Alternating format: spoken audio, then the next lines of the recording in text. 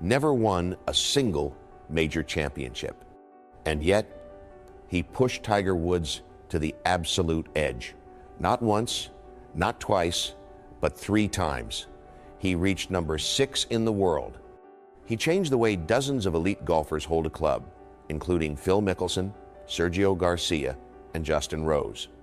All of it because of a grip everyone else laughed at. A grip he learned in 15 minutes in a pro shop. Chris DiMarco was born in Huntington, New York, a Long Island kid from a family that lived and breathed sports, just not golf. His father played college basketball at St. John's University. Both older brothers were athletes. The household was competitive by nature, not by design. Golf was never the plan. When Chris was 7, the family relocated to Florida, and that move almost accidentally changed everything. The warm climate meant year-round practice, the courses were accessible, and a young kid with natural athletic instincts found a sport that rewarded precision, patience, and nerve. By high school, Chris was serious enough to earn an athletic scholarship to the University of Florida. Playing for the Gators, he became a 3-time All-American in '88, '89, and '90. He won the SEC individual title in '89, led the team to a conference championship, and was named SEC Player of the Year in '90. But perhaps the most telling detail from those years had nothing to do with golf. At 17, Chris took a girl named Amy to their high school prom. They had known each other since 7th grade. They married in 1991, and Amy would later play a role in one of the most memorable moments of his career. Chris DiMarco turned professional in 1990 and spent the early years grinding through the Canadian Tour, the Nike Tour, and the fringes of the PGA Tour. He earned his card for the 1994 season, and in his rookie year, finished 80th on the money list. Respectable, but not secure. Then 1995 arrived, and everything fell apart. The problem wasn't his long game. It wasn't his course management. It was something far more insidious, something golfers rarely talk about openly. Chris had developed the yips. For those unfamiliar, the yips are not simply a bad streak. They are an involuntary neurological response, a sudden, uncontrollable twitch in the hands at the moment of impact on short strokes. It sounds minor. It is career-ending. The right wrist takes over without warning, the stroke collapses, and a 6-inch tap-in becomes the most terrifying shot in golf. Chris couldn't make anything from close range. Not reliably, not confidently, sometimes not at all. He finished outside the top 150 that year and lost his tour card. At tour school, he missed in the second stage. There was nowhere left to go. It was at that lowest point that Chris ran into fellow pro Skip Kendall and told him, with the kind of exhausted honesty that only comes from hitting absolute rock bottom, "Skip, I'm going to be a garbageman. They have great benefits, and that's what I'm going to do." He wasn't entirely joking. It didn't happen on a practice range. There was no coach, no training program, no carefully designed rehabilitation plan. It happened during a rain delay in a small pro shop in Porta Vista, Florida, with a fishbowl full of golf balls and a club pulled off a display rack. Skip Kendall had heard enough. When Chris told him he was ready to quit, Kendall reached into that fishbowl, grabbed a couple of balls, and picked up a random club from the wall. Then he demonstrated something he had learned years earlier from an amateur golfer in Wisconsin named Bud Baker, a grip Baker called the pencil grip because of how it felt in the hand. The right hand, instead of wrapping conventionally around the grip, held the club from the side, fingers pointing downward, almost like holding a pencil. The effect was immediate and mechanical. It locked the right wrist, eliminated the involuntary twitch, and took the yips completely out of the equation. Chris looked at him like he had lost his mind. Nobody on the PGA Tour held a club that way. Nobody had ever seen it. But the next day, Chris was out on the course with a friend. He stood over a 6-footer, straight downhill, a foot of left to right break. Before the claw, he described that moment with devastating honesty. "Not only did I know I was going to miss that one, but I knew I was going to miss the one after that one. He tried the grip anyway. The ball went in. Something had shifted, not just mechanically, but mentally. The paralysis was gone. Within days, the scores that had abandoned him came flooding back. I went from shooting 74s and 73s to immediately shooting 65s again, Chris said. It was a rebirth.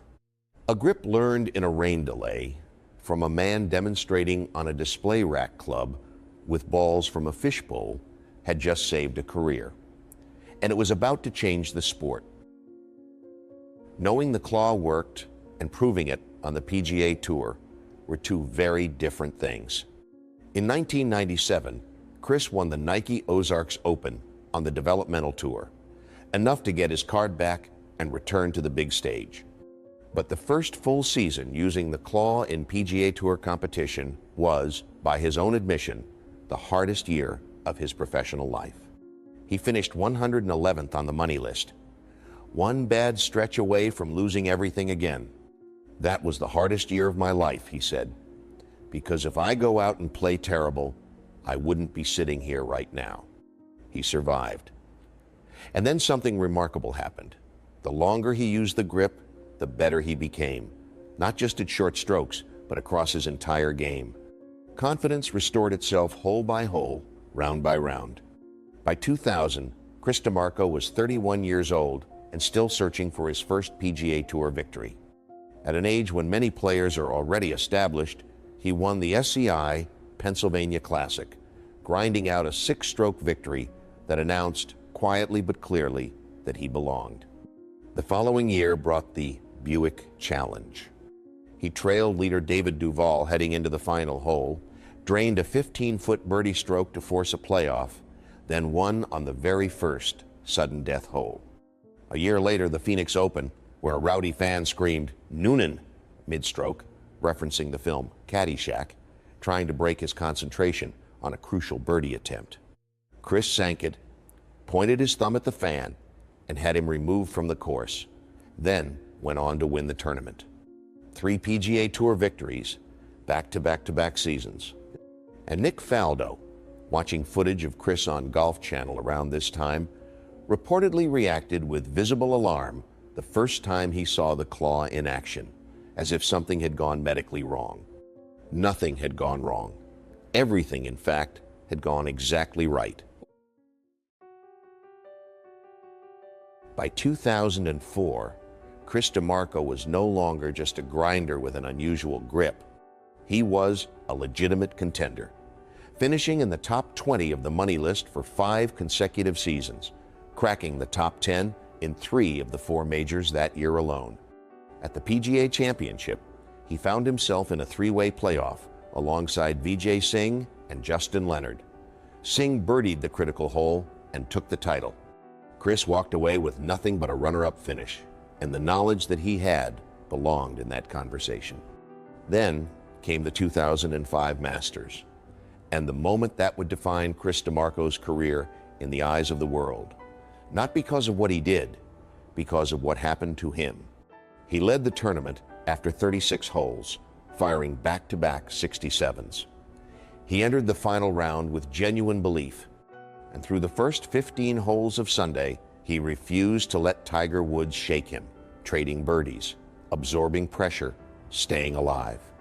Then they reached the par 3 16th. Tiger was leading by 1. He pulled his 8-iron left of the green, leaving himself in the second cut of rough, an almost impossible position. Chris was safely on the green with a 15-foot birdie chance. A 2-shot swing was entirely possible. The momentum was shifting. Tiger played his chip shot from well above the hole. The ball tracked slowly across the green, curved right, and crawled toward the cup, then stopped, sitting on the very edge, the Nike logo facing the camera, before finally dropping in. In the CBS commentary booth, Vern Lundquist could barely contain himself. "Oh my goodness, oh wow, in your life, have you seen anything like that?" What most people forget is what happened next. Tiger bogeyed 17, then 18. Chris made his par on 18 to force a playoff, and on the final hole came within inches of holing his third shot to win the Masters outright. Tiger ultimately drained a 15-footer in the playoff to take the green jacket. Afterward, Tiger was asked about his playing partner. His answer was simple and direct. Chris is a tough competitor and a fighter. He's never going to back off, and he proved that again. Chris, for his part, offered something that revealed exactly how clearly he saw the situation. You expect the unexpected, and unfortunately, it's not unexpected when he's doing it. Two men, two completely different relationships with that Sunday afternoon. One walked away with the trophy. The other walked away with something harder to define: the respect of the best player in the world earned on the biggest stage in golf. The 2005 Masters result pushed Chris DiMarco into the top 10 of the world rankings for the first time in his career. A month later, he climbed to number 6 in the world, the highest he would ever reach. That same year, he was selected for the United States President's Cup team, and if the Masters had defined him as a contender, the President's Cup defined him as a winner. He went 4-0-1 across the week, the best record on the American squad. In the decisive singles match, he drained a 15-foot birdie stroke on the final hole to beat Stuart Appleby 1-up and clinch the trophy for the United States. Earlier in the week, he had recorded only the second hole-in-one in President's Cup history, a 7-iron from 187 yards on the 7th hole in a Saturday morning foursome match. It was, by any measure, the peak of Chris DiMarco's career. But the summer of 2005 had one more reminder of where DiMarco stood in the world. At the WGC NEC Invitational in Akron, Ohio, he went toe-to-toe with Tiger Woods one more time. DiMarco fired a final round 68, actually outplaying Tiger on the day. It wasn't enough. Tiger's earlier lead held, and he took the title by a single shot. 3 times that year and the next, DiMarco pushed Tiger to the edge. 3 times, Tiger found a way. Then came 2006, and everything changed. Not on the course, but off it.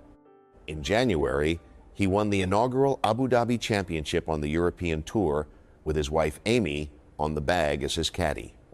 During the 3rd round, after an early double bogey left him frustrated and distracted, Amy had heard enough. She looked at him and said, "Listen, I could be out sightseeing right now, seeing Abu Dhabi, and I'm caddying for you. Stop being a baby and let's turn this thing around." He birdied his way back into contention and fired a final round 66 to win. But on the 4th of July, 2006, Chris's mother Norma died suddenly of a heart attack. 19 days later, he was on the first tee at Royal Liverpool for the Open Championship.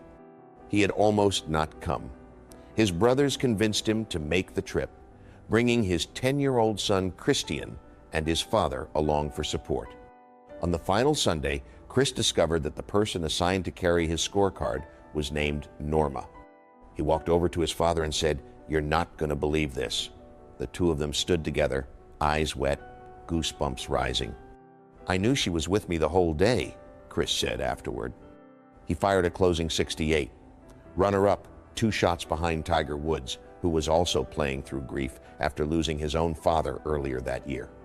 3 majors, 3 runner-up finishes.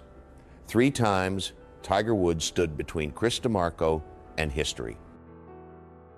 Here is the part of Chris DiMarco's story that almost nobody talks about. While he was competing at the highest level, something else was happening quietly in the background. The claw grip, that strange, unorthodox technique learned from a display rack club in a small pro shop, was spreading through professional golf like a slow revolution.